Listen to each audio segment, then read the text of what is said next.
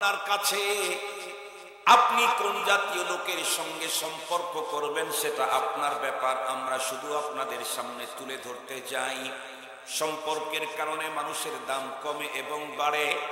দুনিয়াদারের সঙ্গে সম্পর্ক করলে দুনিয়াতে তার দাম বাড়বে, তবে কতদিন যার সঙ্গে সম্পর্ক করেছে তার পাওয়ার থাকে ততদিন, সম্পর্কধারীর পাওয়ার থাকে ততদিন। পক্ষান্তরে যদি কোনো দিনদারের সঙ্গে কোনো একজন মানুষ সম্পর্ক করে ফেলে, দিনদারের মর্যাদা আর পাওয়ার যতদিন গড়তে থাকে ততই পাওয়ার বাড়তে থাকে। দুনিয়াতে যতটুকুন আছে আর না আছে, পরপারে আল্লাহ পাকের আদালতে তাদের একচাটিয়া পাওয়ার দেওয়া হবে। বিষয়টাকে আরো সুন্দর করে ওয়াজাহাত করার জন্য খায়রুল কুরুনের দুইজন মানুষের ইতিহাস আমি আপনাদের খেদমতে কিঞ্চিত পরিমাণে পেশ করব, তাহলে বুঝবেন সম্পর্কের দ্বারা কি পরিমাণে মানুষের দাম বাড়ে, কি জাতীয় লোকের সঙ্গে আমার সম্পর্ক হওয়া দরকার। এই প্রসঙ্গটাকে একদম দিবালোকের ন্যায় স্পষ্ট করার জন্য দুইজন মানুষের জীবন ইতিহাস থেকে কিঞ্চিত বলতে চাই।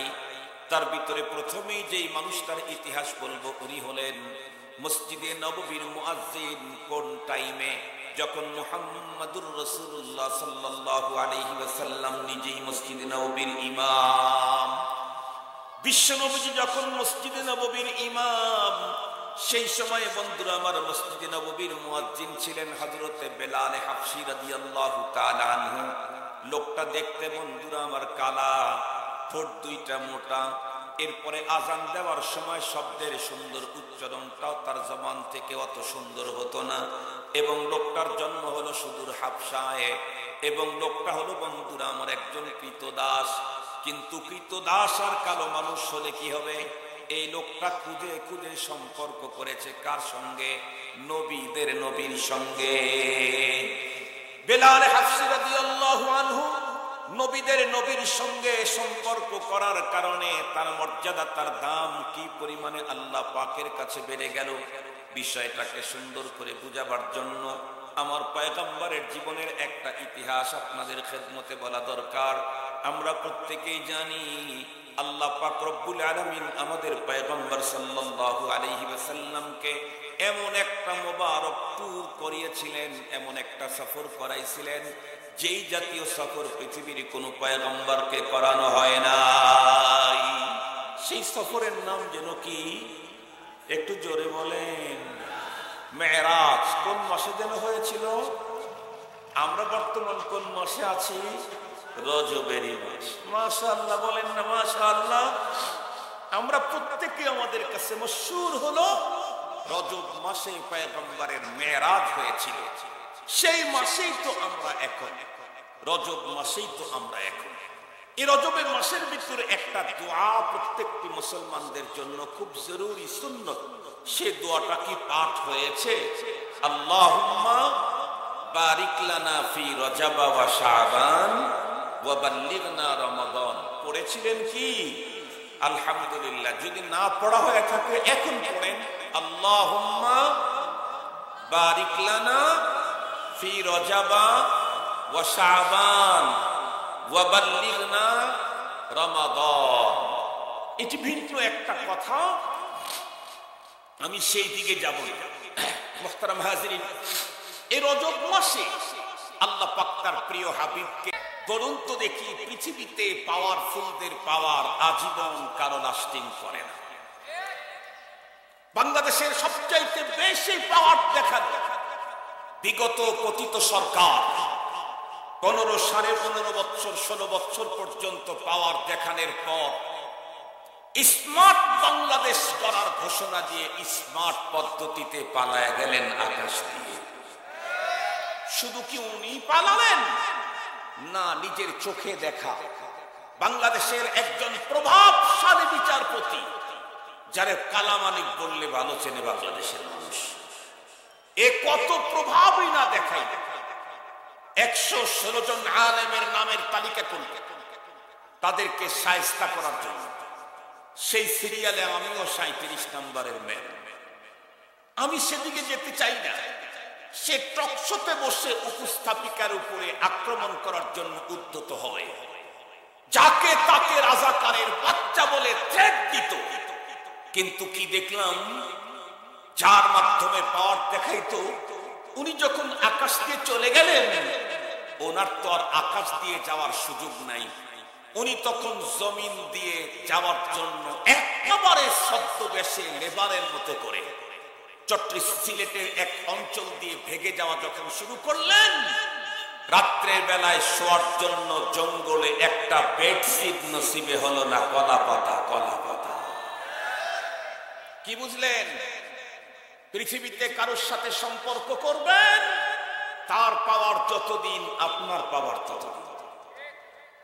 পৃথিবীতে কাউকে চিরস্থায়ী পাওয়ার আল্লাহ তাআলা দিয়ে রাখেন না। গাদ্দাফির পাওয়ার কম ছিল, গাদ্দাফি মুআম্মার গাদ্দাফির পাওয়ার কম ছিল। এরপরে ইরাকের সাদ্দামের পাওয়ার কম ছিল না। এই যে কিছুদিন আগে বাশার সাদ যে চলে গেল, তার পাওয়ারও কম ছিল। মুহতারাম হাজিরিন, আমার দেশের নেত্রীর পাওয়ারও কম ছিল। এটা রব্বে কারীমের সিস্টেম। রাত গেলেই দিন আসবে, দিনের পরে আবার রাত। রাতের অন্ধকার যতই ঘন বিটকুটে অন্ধকার হোক না কেন, সময়ের পরিবর্তনে দিনের আলো একবার দুনিয়াকে আলোকিত করবে। মুহতারাম হাজিরিন, এটি দুনিয়ার সিস্টেম। ওয়ালান তাজিদা লিসুন্নাতিল্লাহি তাহবিলা। রবের এই পদ্ধতিকে চেঞ্জ করবার মতো ক্ষমতা পৃথিবীর কোনো কারো বাবার নাই। মুসলমান ভাইরা আমার কথা ভালো করে বুঝবেন। আমি বলতেছিলাম, সম্পর্কের কারণে মানুষের দাম কমে এবং বাড়ে। আমি যদি দুনিয়াদারের সঙ্গে সম্পর্ক রাখি, তাহলে দুনিয়াতে আমার দাম বাড়বে। আমি পাওয়ার দেখাইতে পারবো, দম্ভ দেখাইতে পারবো, কিন্তু কতদিন? যার সঙ্গে সম্পর্ক রেখেছি তার পাওয়ার টিকবে যতদিন, আমার দম্ভ দেখানোর সুযোগ আছে ততদিন। দুনিয়াতে দুনিয়াদারের পাওয়ার আল্লাহ পাক চিরস্থায়ী করে দেন না। পক্ষান্তরে যদি আমার সম্পর্ক হয় কোনো দিনদারের সঙ্গে, তাহলে আমি চ্যালেঞ্জ করেই বলতে পারি, দিনদারের পাওয়ার যতদিন গড়াইতে থাকে ততই তাদের পাওয়ার বাড়তে থাকে। দুনিয়াতে তাদের পাওয়ার আছে, মর্যাদা আছে, মরণের পরেও তাদের পাওয়ার কখনো শেষ হবার নয়। বিষয়টাকে বুঝবার জন্য বাংলাদেশের একজন কিংবদন্তি আলেমে দ্বীন শেখুল ইসলাম আল্লামা শাহ আহমদ শফি রহমতুল্লাহ আলাইহির কথাটাই আপনাদেরকে বলি। উনি চট্টগ্রামের মানুষ। উনি যখন নওজোয়ান আলেম ছিলেন, শরীর কণ্ঠে যখন কঠিন শক্তি ছিল, তখন ওনাকে চিনত শুধু চট্টলার মানুষেরা। দিন যত গড়তে ছিল, আহমদ শফি রহমতুল্লাহ আলাইহির পরিচিতি তত বাড়তে ছিল। একটা পর্যায়ে পুরা বাংলাদেশে কওমি অঙ্গনের ওলামা তলাবারা ওনাকে চিনে ফেললেন। শেষ বয়সে যখন নিজের পায়ের উপরে ভর করে চলতেই পারেন না, এমন মুহূর্তে যখন হেফাজতে ইসলাম এর নামে চট্টগ্রাম থেকে শাপলা পর্যন্ত আসলেন, একদিনে আহমদ শফিকে পৃথিবীর সূর্য উদয় আর অস্তের মাঝখানকার টোটাল দুনিয়া তাকে চিনে ফেলল।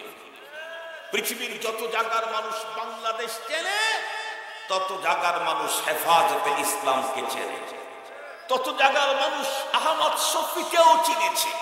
তখনই শুধু কি তাই, আপনারা দেখেছেন উনি কোন একটা অনুষ্ঠানে এভাবে বসা ছিলেন, মাথার উপরে রুমাল ঝুলানো ছিল। বয়স্ক মানুষ, অসুস্থতা অসুস্থতা সবই তার আছে, ঘুম ঘুম ভাব। বিগত সময়ের সবচেয়ে বড় দম্ভ দেখাইতো যেই লোকটি দেশের প্রধান, সেও স্টেজে এসে উনি নিজেই হুজুরের কাছে এসেছেন, হুজুর তার কাছে যান নাই। যে যায় সে বড় না, যার কাছে যায় সে বড়। আমার ভাষা মনে হয় আপনারা বুঝতে কষ্ট। যার কাছে যায় সে বড়। প্রাইম মিনিস্টার পর্যন্ত তার কাছে যেতে হয়েছে। মুহতারাম হাজিরিন, শুধু কি তাই না, এই মানুষগুলি মৃত্যুর পরে তাদের পাওয়ার আরো বাড়ে। তাকায় যদি দেখতে চান, সিলেটের শাহজালালের মাজারের দিকে একবার তাকান। শাহজালাল রহমাতুল্লাহ আলাইহি বেঁচে আছেন না মারা গেছেন? আপনারা কেউ জীবনে দেখেছিলেন? কিন্তু আপনাদের অন্তরে তার প্রতি মায়া মহাব্বত আর ভালোবাসা আছে না নাই? যত মুসলিম শাহজালালের নাম শুনেছে তাদের অন্তরেই মহাব্বত আর ভালোবাসা আছে। তার মানে ইন্তেকালের পরেও তাদের প্রভাব কমতেছে না আরো বাড়তেছে? বেঁচে থাকতে তাদের মুরিদের সংখ্যা ছিল হয়তো এত লাখ এত লাখ, ইন্তেকালের পরে এখন তাদের ভক্তের সংখ্যা শত শত শত লাখ কোটি পেরিয়ে। শুধু কি তাই না, যতদূর পর্যন্ত মাইকের আওয়াজ যায় ভালো করে বুঝবেন, আমার মতো আব্দুল বাসিত খান যদি আজকে বাংলাদেশের কোন আদালতে গিয়ে দাঁড়ায় তার কোনো ভ্যালু নাই, তার কোনো মর্যাদা নাই, আমার কথার কোনো দাম নাই। কিন্তু আল্লাহ পাক তার প্রিয় হাবিবকে দিয়ে জানায় দিয়েছেন, ইয়াশফাউ ইয়াউমাল কিয়ামা আল আমবিয়া ওয়াল উলামা সুম্মা শুহাদা। ভালো করে কথাগুলি বুঝবেন, যতদূর পর্যন্ত মাইকের আওয়াজ যায়। মোল্লার দাম দুনিয়াতে যতদিন ঘটতে থাকে ততই বাড়তে থাকে, মরণের পরেও তাদের পাওয়ার হলো এই। রব্বুল আলামিন জানায় দিলেন, ওগো পয়গম্বর আপনি বলেন, পরপারের সেই মহান বিচারের সে আদালতে আমি যখন বিচারপতি হয়ে যখন বিচার কার্য শুরু করব, সেই দিন দুনিয়ার কোন জজ ব্যারিস্টার লয়ার দাঁড়াবার কোন সুযোগ নেই। প্রথম নাম্বার যাকে পারমিশন দেওয়া হবে আমার আদালতে সুপারিশ করার জন্য তারা হলো আম্বিয়ায়ে কেরাম। দ্বিতীয় নম্বর যাদেরকে দেওয়া হবে তারা হলো উলামায়ে কেরাম। আল্লাহু আকবার বলেন। তাহলে আলেমের মর্যাদা এহকালেই শেষ হলো না, পরপারেও আসে। মুসলমান ভাইরা নিয়মান, সঙ্গত কারণে সিদ্ধান্ত আপনার কাছে। আপনি কোন জাতীয় লোকের সঙ্গে সম্পর্ক করবেন সেটা আপনার ব্যাপার। আমরা শুধু আপনাদের সামনে তুলে ধরতে যাই, সম্পর্কের কারণে মানুষের দাম কমে এবং বাড়ে।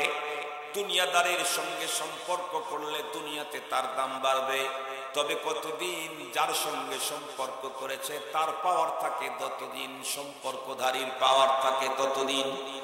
পক্ষান্তরে যদি কোনো দিনদারের সঙ্গে কোনো একজন মানুষ সম্পর্ক করে ফেলে, দিনদারের মর্যাদা আর পাওয়ার যতদিন গড়তে থাকে ততই পাওয়ার বাড়তে থাকে। দুনিয়াতে যতটুকুন আছে আর না আছে, পরপারে আল্লাহ পাকের আদালতে তাদের একচাটিয়া পাওয়ার দেওয়া হবে। বিষয়টাকে আরো সুন্দর করে ওয়াজাহাত করার জন্য খায়রুল কুরুনের দুইজন মানুষের ইতিহাস আমি আপনাদের খেদমতে কিঞ্চিত পরিমাণে পেশ করব। তাহলে বুঝবেন সম্পর্কের দ্বারা কি পরিমাণে মানুষের দাম বাড়ে, কি জাতীয় লোকের সঙ্গে আমার সম্পর্ক হওয়া দরকার। এই প্রসঙ্গটাকে একদম দিবালোকের ন্যায় স্পষ্ট করার জন্য দুইজন মানুষের জীবন ইতিহাস থেকে কিঞ্চিত বলতে চাই। তার ভিতরে প্রথমেই যেই মানুষটার ইতিহাস বলবো উনি হলেন মসজিদে নববীর মুয়াজ্জিন। কোন টাইমে? যখন মুহাম্মাদুর রাসূলুল্লাহ সাল্লাল্লাহু আলাইহি ওয়াসাল্লাম নিজেই মসজিদে নববীর ইমাম। বিশ্ব নবীজি যখন মসজিদে নববীর ইমাম, সেই সময় বন্ধুরা আমার মসজিদে নববীর মুয়াজ্জিন ছিলেন হযরতে বেলাল হাবশী রাদিয়াল্লাহু তাআলা আনহু। লোকটা দেখতে বন্ধুরা আমার কালা, ঠোঁট দুইটা মোটা, এরপরে আজান দেওয়ার সময় শব্দের সুন্দর উচ্চারণটাও তার জবান থেকে অত সুন্দর হতো না। এবং লোকটার জন্ম হলো সুদূর হাবশায়, এবং লোকটা হলো বন্ধুরা আমার একজন কৃতদাস। কিন্তু কৃতদাস আর কালো মানুষ হলে কি হবে? এই লোকটা খুঁজে খুঁজে সম্পর্ক করেছে কার সঙ্গে? নবীদের নবীর সঙ্গে।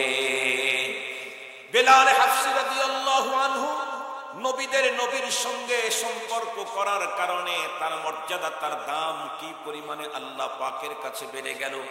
বিষয়টাকে সুন্দর করে বুঝাবার জন্য আমার পয়গম্বরের জীবনের একটা ইতিহাস আপনাদের খেদমতে বলা দরকার।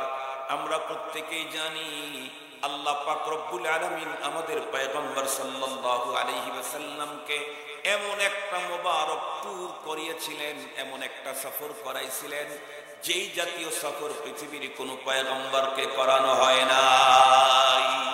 সেই সফরের নাম যেন কি? একটু জোরে বলেন। মেরাজ কোন মাসে যেন হয়েছিল? আমরা বর্তমান কোন মাসে আছি?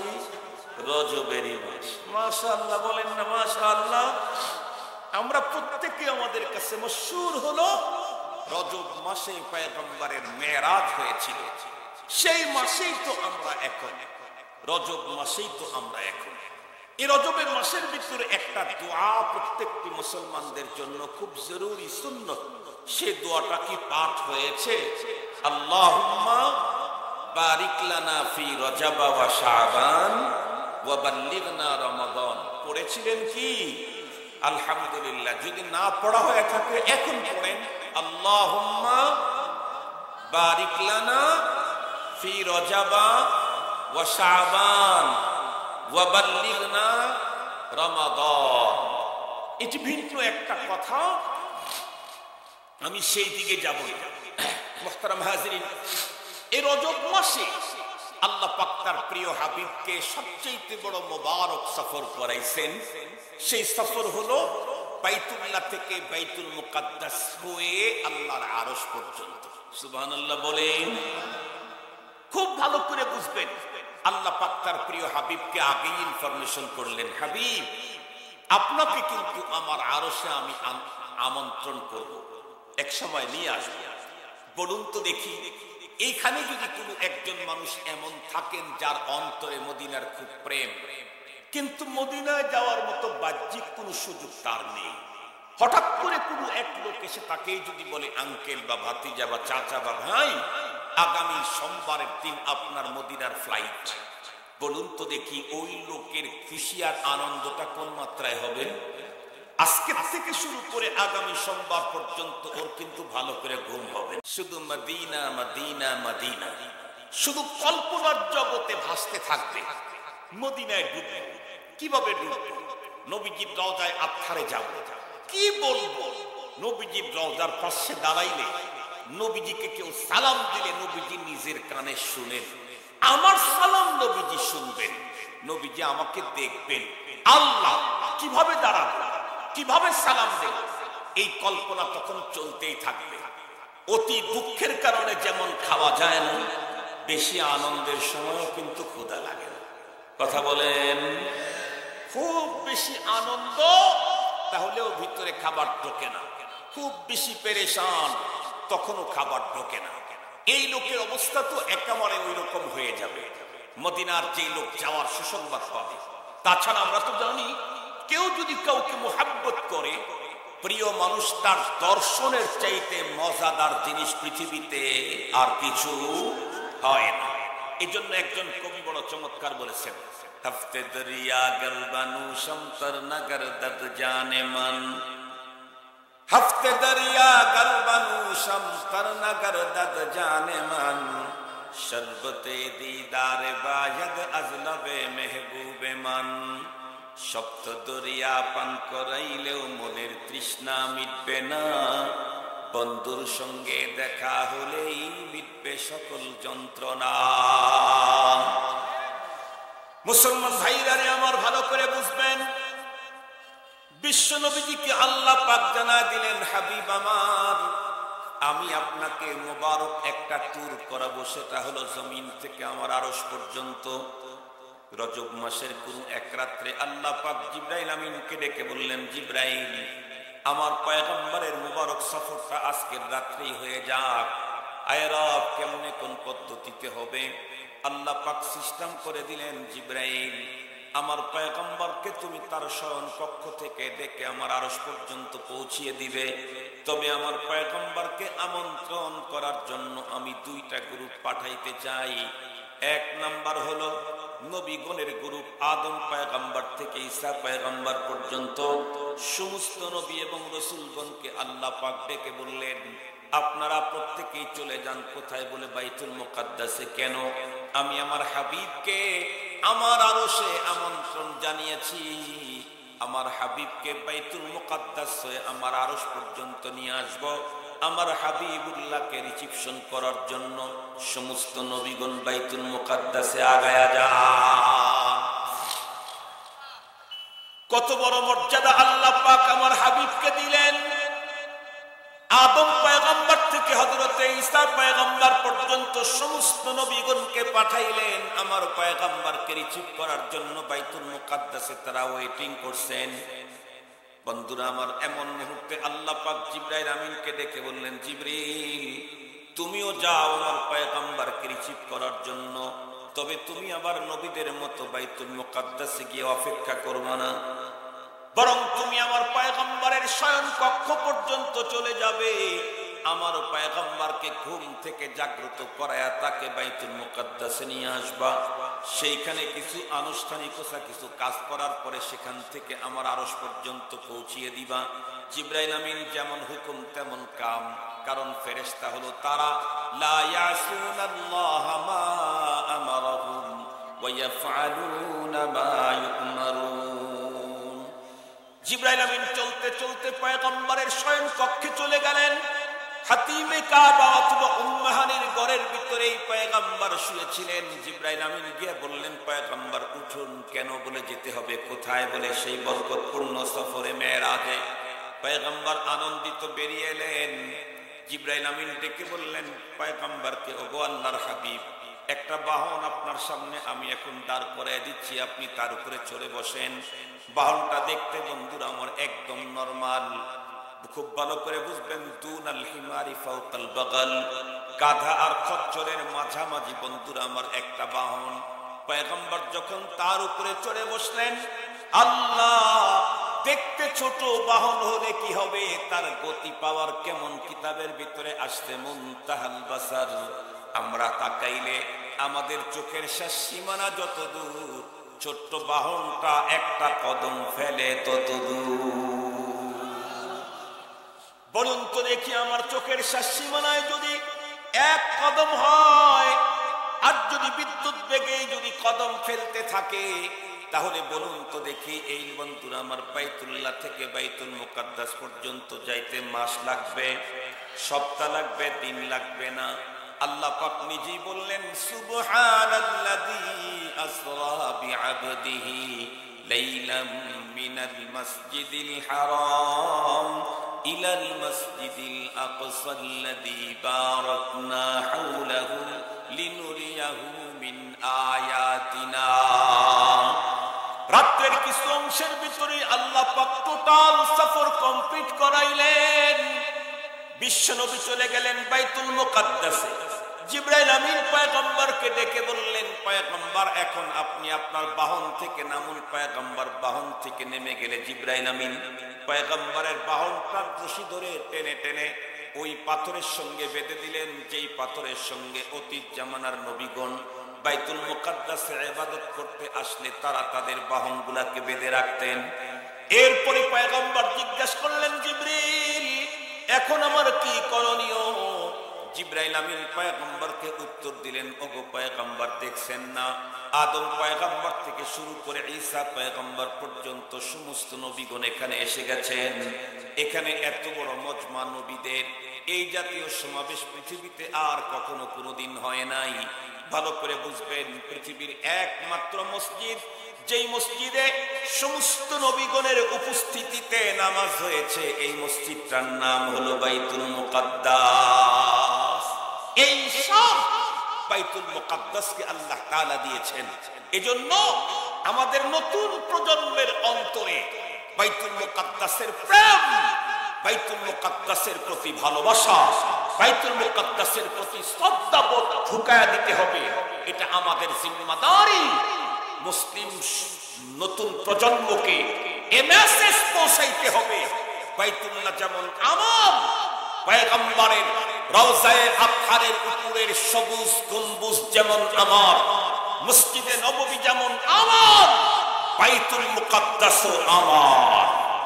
সঙ্গত কারণে বাইতুল্লাহকে যদি কেউ দখল করার ষড়যন্ত্র করে, তাকে যেমন এক সেকেন্ডের ছাড় নাই, বাইতুল মুকাদ্দাসকে যারা দখল করে রেখেছে তাদেরকেও ছাড় দেওয়ার মানসিকতা আমাদের নাই।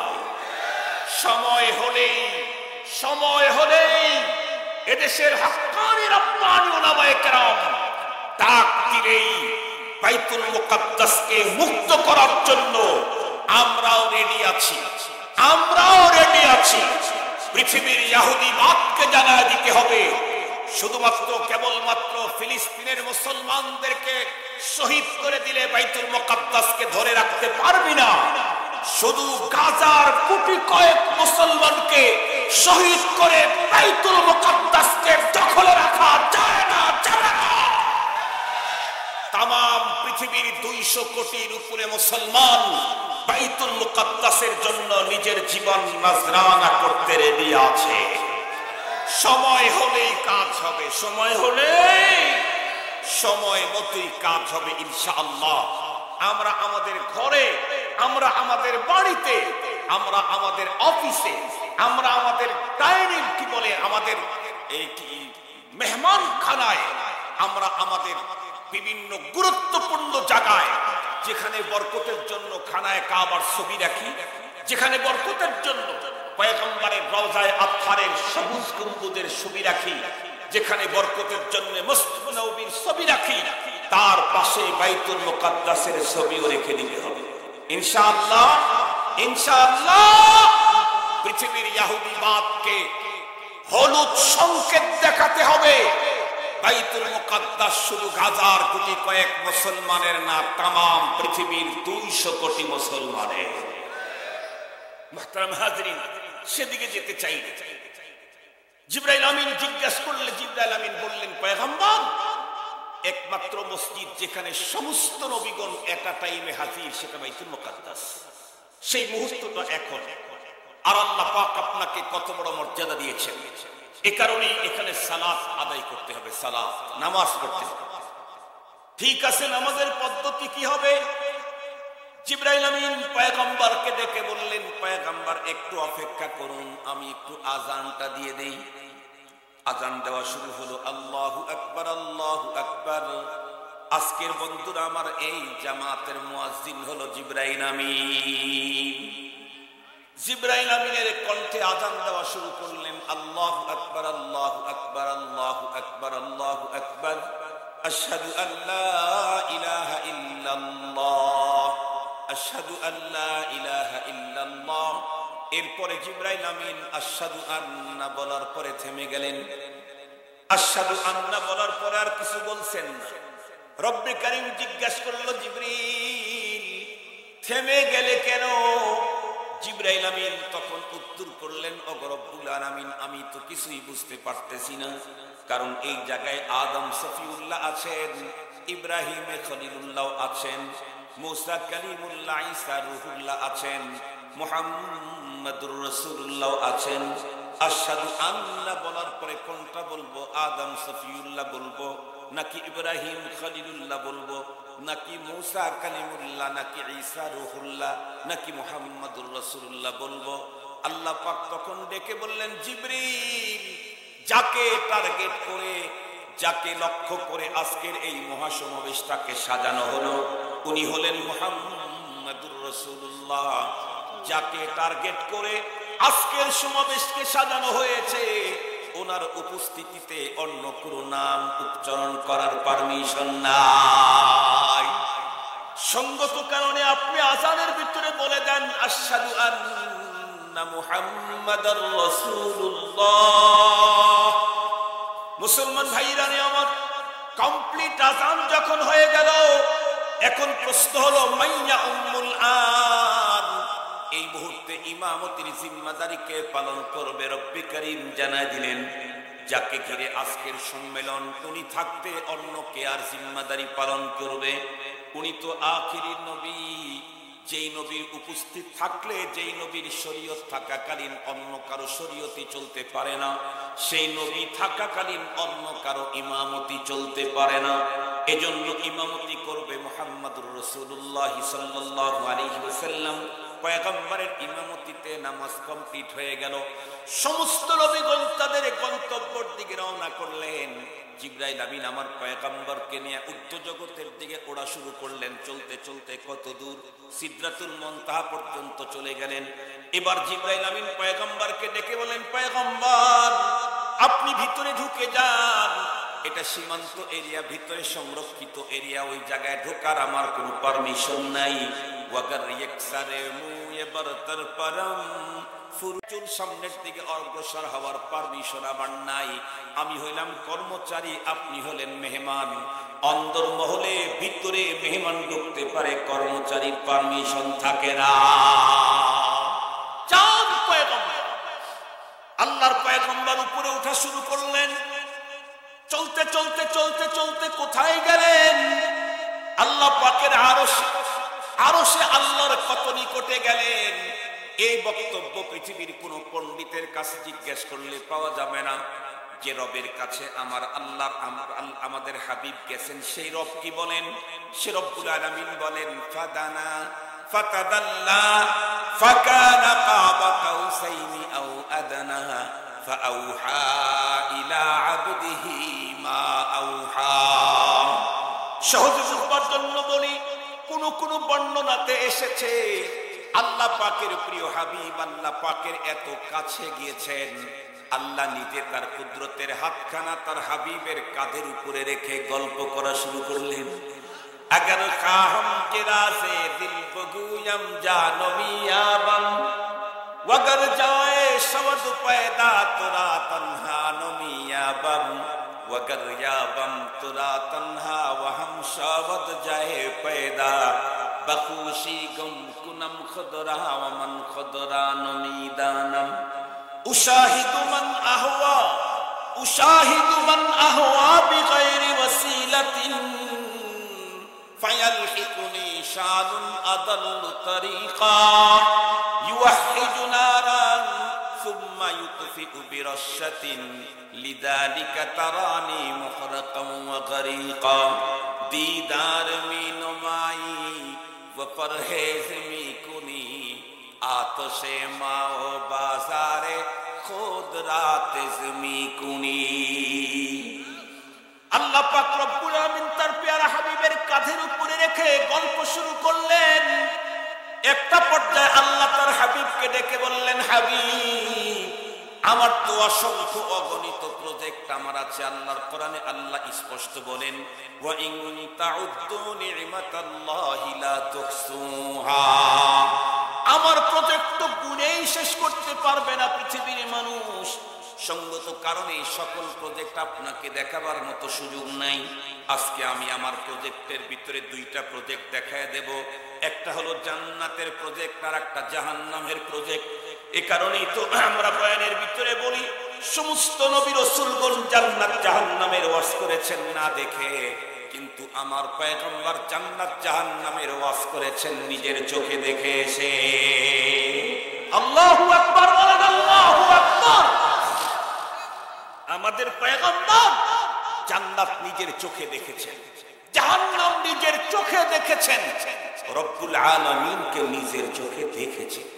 আল্লাহু আকবার বললেন না যে?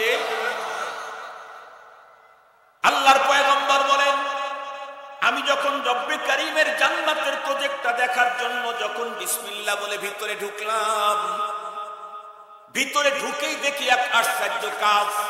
কি? আল্লাহর হাবিব বলেন, আমি তো মাত্র জান্নাতের ভিতরে ঢুকলাম, ঢোকার পরে দেখি আমার বেলালে হাফসি জান্নাতের ভিতরে আমার সামনে দিয়ে গরম পায়ে দিয়ে হাঁটাহাঁটি করে। খুব ভালো করে বুঝবেন, খুব ভালো করে বুঝবেন। অনেকের মনের মধ্যে প্রশ্ন আসতে পারে, হুজুর, আল্লাহর পয়গম্বরকে তো আল্লাহ পাক রব্বুল আলামিন মেরাজ করাইছেন, কিন্তু হযরতে বেলালে হাফসি তখন তো ইন্তেকাল করেন নাই, ওনার তো মেরাজও হয় নাই। তো বেলালে হাফসি তখন মদিনাতুল মুনাওয়ারায় ছিলেন, তাকে আবার জান্নাতের ভিতরে পয়গম্বর কেমনে দেখলেন?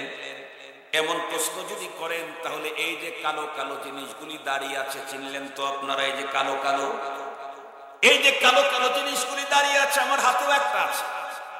এই ফোনটার ভিতরে যদি আমি এখন বন্ধুরা আমার লাইভ অপশন চালু করে দেই, এরপরে যদি লাইভটা চলতেই থাকে, এই মুহূর্তে আমি তো ওয়াজ করতেছি বন্ধুরা আমার একটা মাদ্রাসার মাহফিলে কিশোরগঞ্জের ভিতরে এক এলাকাতে, কিন্তু লাইভ অপশন চালু থাকলে এই অপশনের ভিতরে যদি আমেরিকার কেউ এখন ঢোকে, সে আমেরিকাতেই আমাকে দেখতে পাবে। ইংল্যান্ডের কেউ যদি ঢোকে, সে ইংল্যান্ডই দেখতে পাবে। পাকিস্তানের কেউ যদি ঢোকে, পাকিস্তানেও এখন আমাকে দেখতে পাবে। ইন্ডিয়ার কোন মানুষ যদি এখন এই অপশনের ভিতরে ঢোকে, ইন্ডিয়াতেও দেখতে পাবে মানুষের তৈরি করা তথ্য প্রযুক্তির কারণে এক আব্দুল বাসিতকে যদি লক্ষ জায়গায় দেখা যায়, এই মানুষটাকে যেই রব্বে কারীম তৈরি করেছেন তার প্রযুক্তির মাধ্যমে মদিনার বেলালকে কি আল্লাহর জান্নাতে দেখানো যায় না? রব্বে কারীম তার প্রিয় হাবিবকে দেখায় দিলেন, হাবিব বেলাল কালো হলে কি হবে, বেলাল কৃতদাস হলে কি হবে, বেলালের কটকটা হলে কি হবে, বেলাল আপনার সাথে সম্পর্ক করার কারণে বেলালের পজিশনটা আপনি নিজের চোখে দেখে যান। এটা বেলালের পাওয়ার। আল্লাহু আকবার বললেন না যে এটা বেলালের মর্যাদা, এটা বেলালের মাকাম, এটা বেলালের পজিশন। নবীদের নবীর সাথে হযরত বেলালে হাফসী কৃত দাস কালো মানুষ সম্পর্ক রাখার কারণে তার মাকাম কত উঁচায়।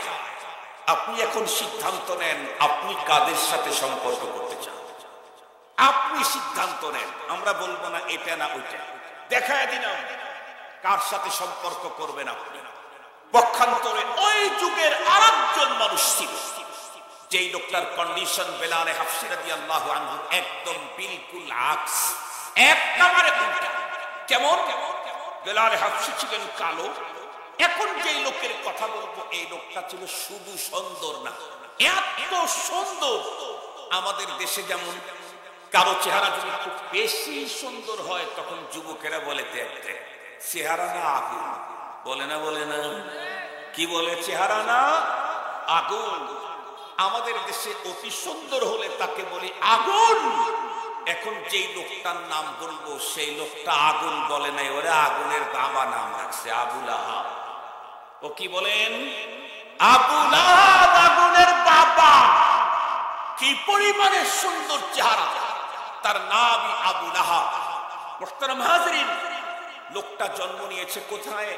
বেলালে হাফসী তো সুদূর হাফসায় জন্ম, আর আবু লাহাবের জন্ম পৃথিবীর সবচাইতে শ্রেষ্ঠতম স্থান মক্কাতুল মুকাররমা, যেই শহরের ভিতরে আছে খানায়ে কাবা। আবু লাহাব এমন এক জায়গায় জন্ম নিল যেখানে আছে মিনা মুজদালিফা।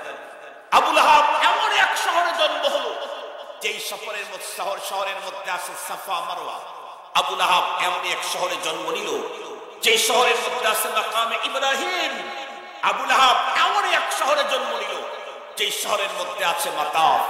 আবু লাহাব এমন এক শহরে জন্ম নিল যেই শহরের মধ্যে আছে মিজাবে রহমতের ওই এরিয়া। মুহতারাম হাজিরিন, আবু লাহাব এমন একটা শহরে জন্ম নিল যেই শহরের পাশে আছে আরাফা, যেই শহরের পাশে আছে জাবালে নূর, যেই শহরের পাশে আছে জাবালুর রহমা। পৃথিবীর সবচাইতে শ্রেষ্ঠতম জায়গাতে জন্ম আবু লাহাবের। আবু লাহাবের বংশের পরিচয় তাম পৃথিবীর ভিতরে সর্বশ্রেষ্ঠ, তাম পৃথিবীর ভিতরে সবচাইতে শ্রেষ্ঠ। আমরা আমাদের পয়গম্বরের বংশীয় মর্যাদা বর্ণনা করতে গিয়ে যা বলি সব আবু লাহাবের জন্য প্রযোজ্য। আল্লাহর পয়গম্বর ইসমাইল, আবু লাহাব ইসমাইল। আল্লাহর পয়গম্বর হাশিমি, আবু লাহাব হাশিমি। আল্লাহর পয়গম্বর কুরাইশি, আবু লাহাব কুরাইশি। আল্লাহর পয়গম্বর মুত্তালিবি, আবু লাহাব মুত্তালিবি। গভীরভাবে দৃষ্টিপাত করলে আল্লাহর পয়গম্বর মুত্তালিবি বিল ওয়াসিতা আর আবু লাহাব মুত্তালিবি বিলা ওয়াসিতা। আমার পয়গম্বর মুত্তালিবি হযরত আব্দুল্লাহর মাধ্যমে, আর আবু লাহাব ডাইরেক্ট আব্দুল মুত্তালিবের গোলাম। এত কিছু হওয়ার পরেও আবু লাহাব সম্পর্ক করেছে কার সাথে জানি? আবু জাহালের সাথে। কথা বলেন না কার সাথে? আবু জাহালের সাথে। আবু জাহালের সাথে আবু লাহাবের সম্পর্ক হওয়ার কারণে নবী বংশের লোক হওয়ার পরেও আল্লাহ পাক রব্বুল আলামিন আবু লাহাবের ব্যাপারে চূড়ান্ত ফয়সালা কোরআনে দিয়ে দিলেন, তাব্বাত ইয়াদা আবি লাহাবিন ওয়া তাব্ব। তাব শব্দ আল্লাহ পাক সূরা লাহাবের দুই জায়গায় এক আয়াতে দুইবার ব্যবহার করেছেন। শুরুতেও তাব্বাত, শেষে আবার তাব। তাব মানে ধ্বংস। আল্লাহ যদি কারো ব্যাপারে একবার ধ্বংস বলেন তার তো আর কিছু থাকে না। এরপরে 2 বার বলেছেন রব্বুল আলামিন, তার মানে আবু লাহাবের ধ্বংস এটিকে রদ করার পৃথিবীর কেউ নাই। আবু লাহাব নবী বংশের লোক হওয়ার পরেও শুধুই আবু জাহালের সাথে সম্পর্ক হওয়ার কারণে তার যদি এমন ভয়ঙ্কর ধ্বংস হয়, তাহলে আমি খান, আপনি শেখ, অমক মন্ডল, অমক গন্ডগোল, অমক সরকার, অমক আবার আরেকজন, এগুলি দিয়ে পরপারে কোনো লাভ, কথা বলেন, এগুলি দিয়ে পরপারে কোনো লাভ দুনিয়াতেও হবে না, আখেরাতে তো হবেই না। এ কারণে আল্লাহ পাক আমাদেরকে ঈমানদারদেরকে ডেকে বললেন, ইয়া আইয়ুহাল্লাযীনা আমানু, এই ঈমানদার, ইত্তাকুল্লাহ, তাকওয়ার মতো গুণ অর্জন করো, ওয়া কুনু মা'আস সাদিকিন, আর সম্পর্ক করো এক শ্রেণীর লোকের সাথে, সেটা হলো আল্লাহ ওয়ালা যারা, তাদের সাথে সম্পর্ক করো। আরিফিন, কামিলিন, সাদিকিন, তাদের সাথে সম্পর্ক করো, তাছাড়া কিন্তু বাঁচবার কোনো পথ নেই। নবী করিম সাল্লাল্লাহু আলাইহি ওয়াসাল্লাম বললেন, আল মারউ মা'a মান আহাব্বা, যে যার সাথে সম্পর্ক করবে, যে যাকে মুহাব্বত করবে, আল্লাহ পাক তাকে তার কাতারে পরপারে জান্নাতে দাঁড় করায় দিবে। হযরত বেলাল হাফসি, হাফসার মানুষ, কিন্তু সম্পর্ক মুহাম্মদুর রাসূলুল্লাহ সাল্লাল্লাহু আলাইহি ওয়াসাল্লামের সাথে, সে পরপারে নবীজির সাথে দাঁড়াবে। আবু লাহাব পয়গম্বরের বংশের মক্কার মানুষ, কিন্তু তার সম্পর্ক আবু জাহালের সাথে, এ কারণে তার সম্পর্ক আবু জাহালের সাথেই হবে। কথা বুঝাইতে পারছি? তাহলে আজকের আলোচনার সাবজেক্ট ছিল সম্পর্কের মূল্য। কিছু কি বুঝাইতে পেরেছি? আমি কিছুটা বুঝাইতে পেরেছি। যতটুকুন বুঝাইতে পেরেছি ততটুকুন ফামিনাল্লাহ, মিনার রহমান, আল্লাহ পাকের পক্ষ থেকে, দয়াবান মালিকের পক্ষ থেকে যতটুকুন অস্পষ্টতা রয়ে গেছে, ফামিন্নি, এটা আমার নিজের ব্যক্তিগত জাহালতের কারণে আমি আমার আলোচনাকে আর দীর্ঘায়িত করবার সুযোগ নেই, প্রয়োজনও নেই। সাবজেক্ট বলেছি, কমপ্লিট করেছি বিআউনিল্লাহি আযজা ওয়া জাল্লা। শেষ কথা আমার একটাই, সম্পর্ক আপনি কার সাথে করবেন আপনি সিদ্ধান্ত নেন। যদি বলেন আমার দুনিয়াতে কিছু দিনের পাওয়ার দরকার, তাহলে করেন। যার সাথে সম্পর্ক করবেন উনি যখন উড়াল মারবেন, তখন আপনি কলা পাতা নিয়ে শিখবেন। আর যদি বলেন যে না, আমার এহকালেও পাওয়ার দরকার, পরপারে আরো বেশি দরকার, তাহলে আল্লাহ ওয়ালাদের সাথে সম্পর্ক করে। আল্লাহ আমাদেরকে তৌফিক দান করুক। ওয়া আখিরু দাওয়ানা আনিল